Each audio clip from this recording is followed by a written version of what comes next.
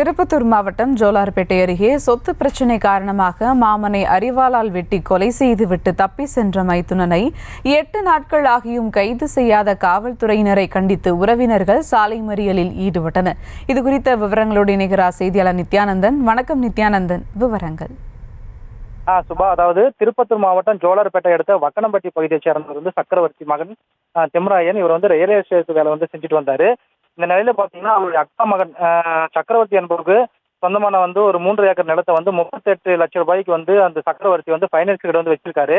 இதை கடந்த 1 வருஷத்துக்கு முன்னாடி திம்ராயன் அந்த ஃபைனான்ஸ் ஆபரேட்டர் வாங்கி தன்னுடைய பேர்ல மாற்றிருக்காரு. இந்த நிலையில பார்த்தோம்னா சக்கரவர்த்திக்கும் திம்ராயனுக்கும் வெளியே தகராறு இருந்ததாக கூறப்படுகிறது.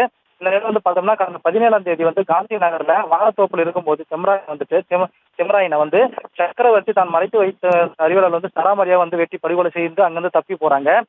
இதனால பார்த்தோம்னா அந்த அக்கம் பக்கத்தினர் கொடுத்த தகவலின் பேர்ல ஜோலார்பேட்டை போலீசார் உடலை மீட்டு திருப்பத்தூர் அரசு மருத்துவமனைக்கு அனுப்பி வச்சாங்க. மேலும் தப்பி ஓடிய சக்கரவர்த்தி 8 நாட்கள் கடந்த போலீசார் இதுவரையும் பிடிக்காத காரணத்தால உடனடியாக சக்கரவர்த்தி பிடிக்க வேண்டும் என கோரிக்கை வச்சு சுமார் 50க்கும் மேற்பட்ட திம்ராயின் உறவினர்கள் திருப்பத்தூர் வழியாக வாணியம்படி செல்லும் சாலை முக்கிய சாலையான ஜோலார்பேட்டை பேருந்து நிலையம் சாலை மறியலில் ஈடுபடுறாங்க.